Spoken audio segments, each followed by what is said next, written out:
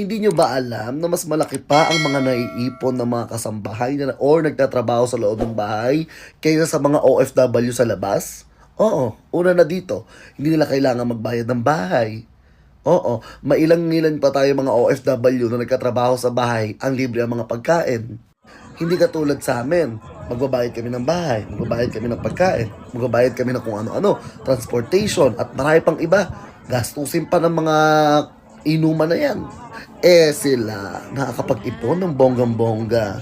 Kaya wag na wag niyong mamaliitin yung mga kasambahay. Kasambahay man sa inyong paningin, nakakapundar pa rin. At ang nakakatuwa pa dito, katulong sila dito sa ibang bansa. Pero ang kanilang mga sweldo ay mas mataas pa dyan sa mga manager dyan sa ating bansa. Kaya hinay-hinay kayo sa pagsasabi ng katulong lang naman yan. Maraming naiipon yan, ho.